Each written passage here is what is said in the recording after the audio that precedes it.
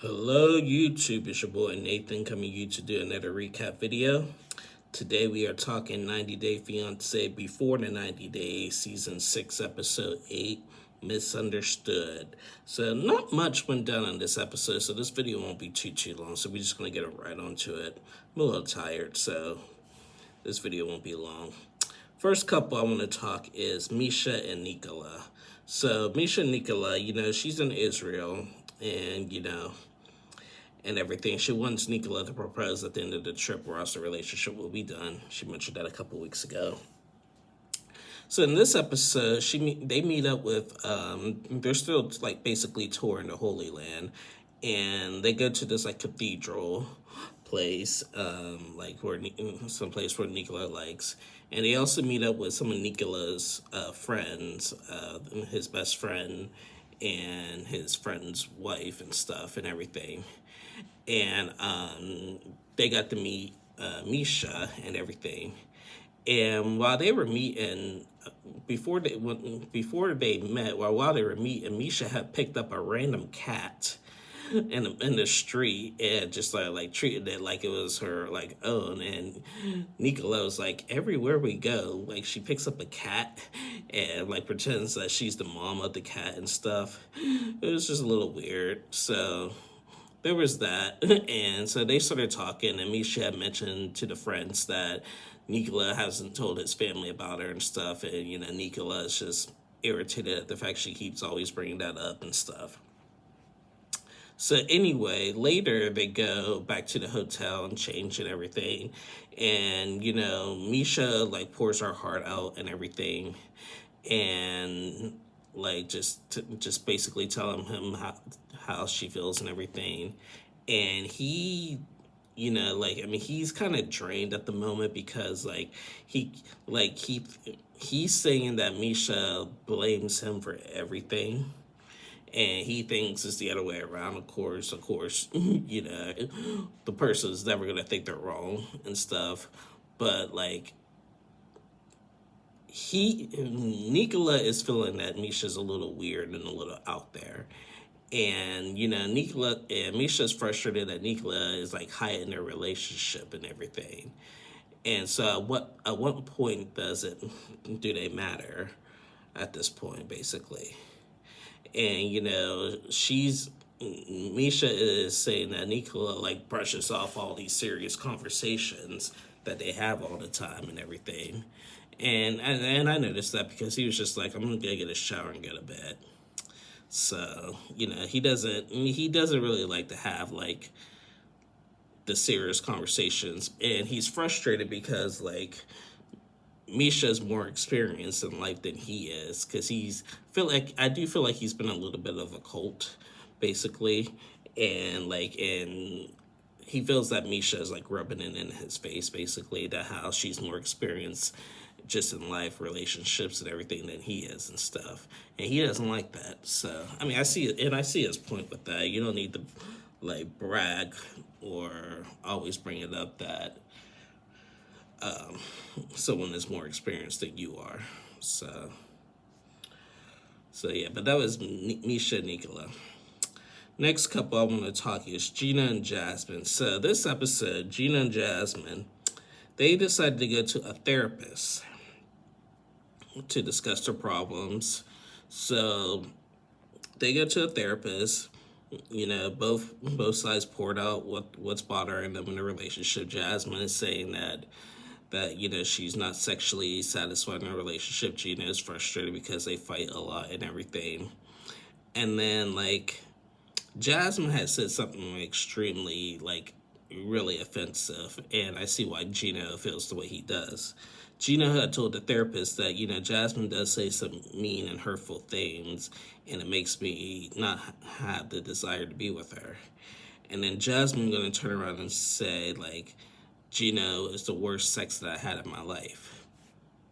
Well, that right there. That right there. Now, the therapist, on the other hand, at first, it sounded like she was like siding with Jasmine, and Gina had to like pump the brakes with the therapist and be like, no, she has to work on these things, and do not like give her the freeway to think that she can't work on these things. She has to work on certain things, like trusting him, being less mean, and all that stuff. Because she was like, Gina, do you trust her? Like, why aren't you like, you need to do this, you need to do that, and basically, and Gina was just like, yeah, let's pump the brakes here, basically. So, they talk with the therapist. The therapist gives them advice. She asks Gina, like, do you want to make this work? He said yes. And Jasmine said, you know what? I'm in this relationship for love. Our relationship is genuine. And like he also brought up how the ex is living in the same apartment, and she went to go call the ex and stuff. And Jasmine's like, if this really bothers you, Gina, I won't have any communication with my ex and stuff and everything. I mean, yeah, at this point, yeah, because the double standard, yeah. So, the therapist advised them just to get back to, like, making good memories for themselves, basically.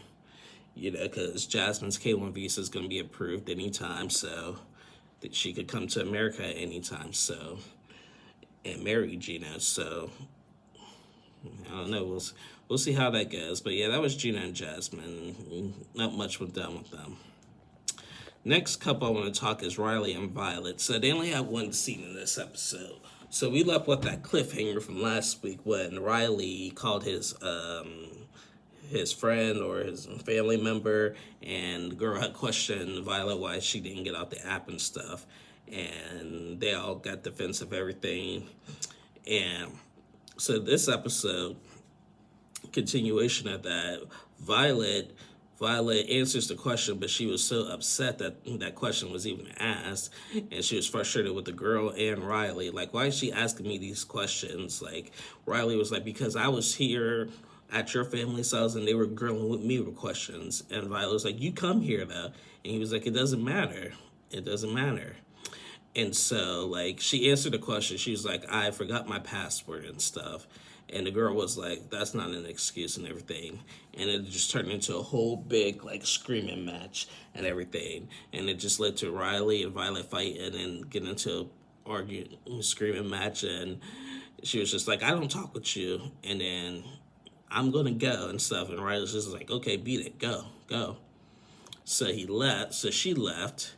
And, like, she left and she was just pissed off. She was just angry. She said he's a psycho man and everything. And, Riley was like, she showed her true colors today. I'm like, no, because I think you and that girl, his sister, friend, whatever, was in the wrong in that. They were supposed to have a romantic dinner and everything to forget about some things. And then you just going to video call somebody and basically like shame her and stuff. And so and that ain't cool. So I see why I'm team Violet in this situation. So yeah, but that was Riley and Violet. Next couple I want to talk is Amanda and Rosbin. So it's been a while since we've seen Amanda and Rosbin. So just a little recap from the past. Amanda and Rosbin. Y'all hold on for 1 second. Excuse me. This is the first time I did this.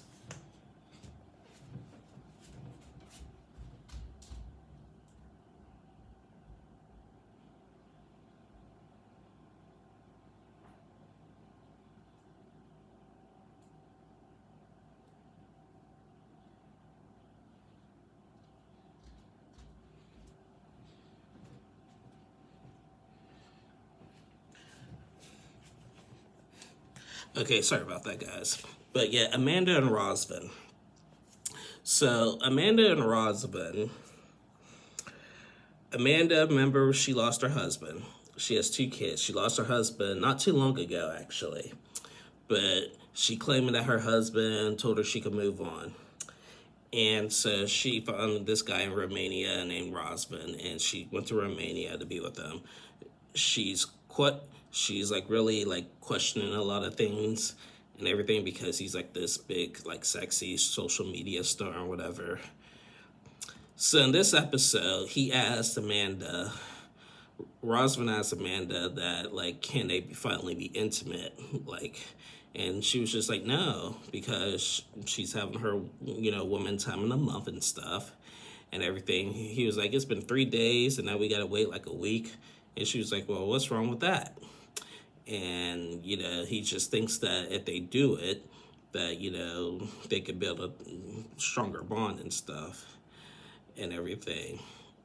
So then he had mentioned the fact that he may want kids one day. And Amanda had mentioned that, like, when they first started talking, that question was asked about him wanting to have kids, and he said no, and then all of a sudden he changed his mind. And Amanda said that she made it clear that she don't want any more kids at this point. So Amanda goes and calls her sister and gives her sister the update of what's going on. She said, he's better looking in person and everything. He got a visa interview and everything, but, if he comes a week after I leave, then he's going to see me in mom mode, and it's not going to like that.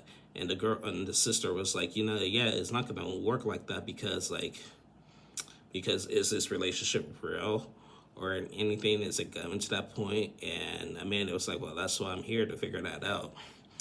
She does feel a little guilty being there because of her late husband and the kids and stuff, which I agree, because it's still too soon.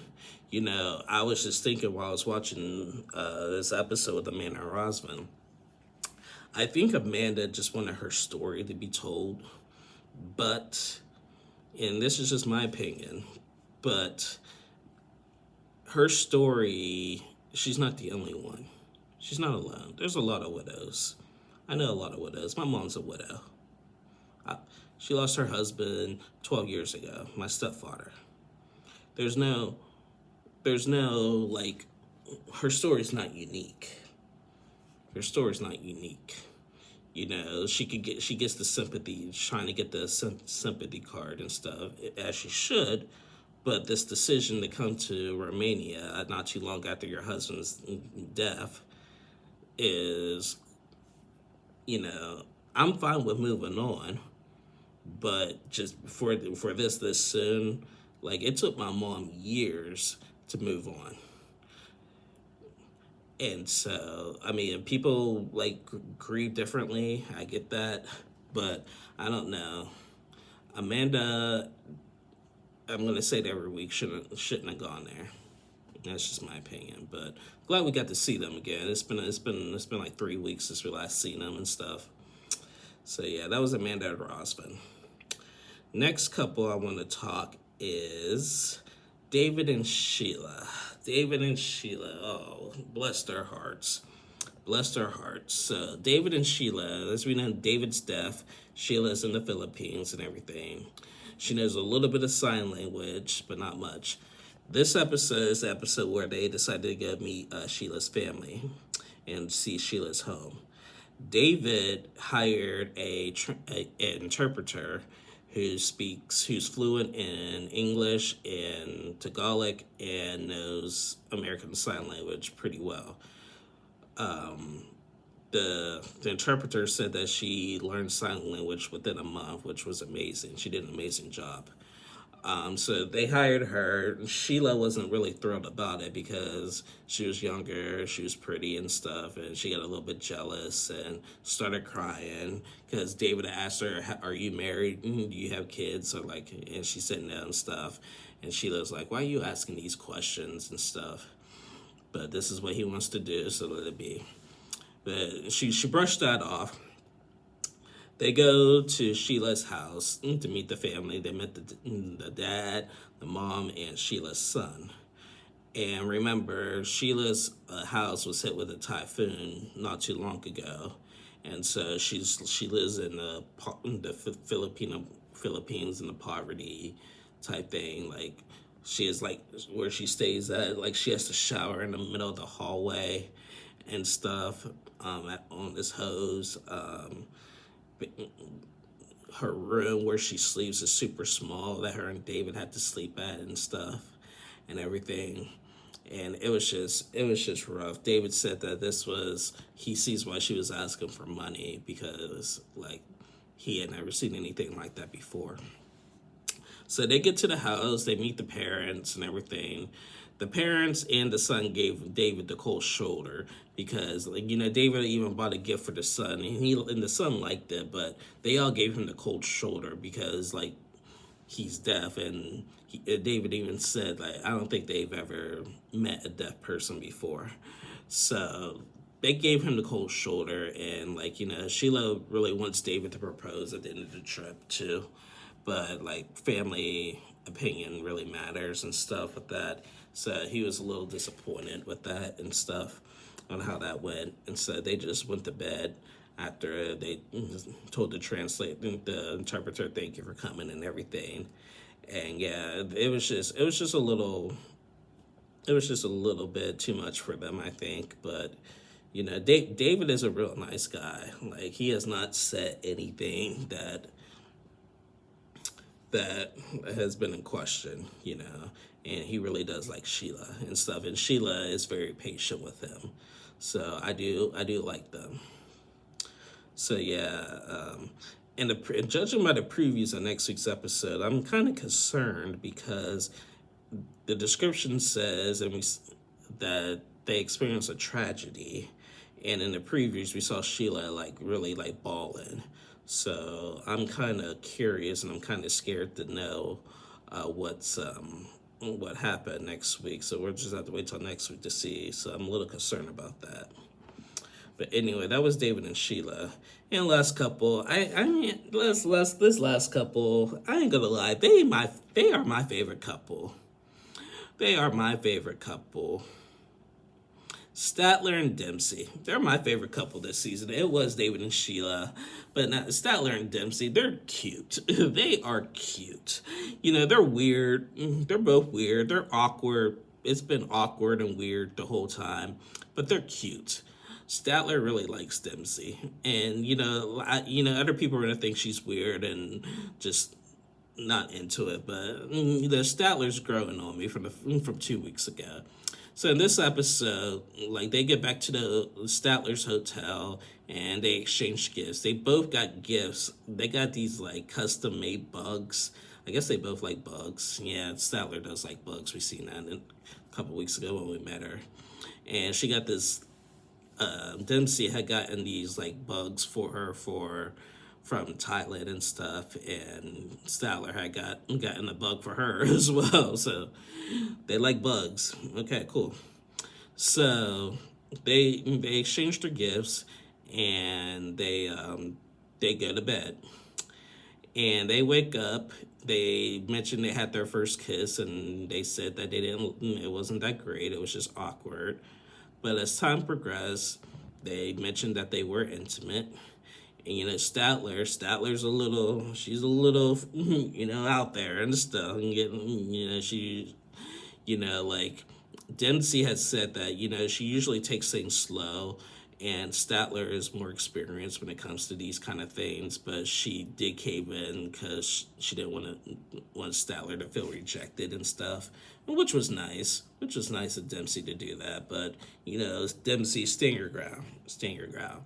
But you guys, they are a cute couple. So they pack up. Statler's still making inappropriate comments, as she always does and stuff, wanting her butt and everything. She mentioned that she was worshiping, and her butt was like something at the altar or something, like something really religious in a bedroom that I found inappropriate for me being a man of God. So, but I digress.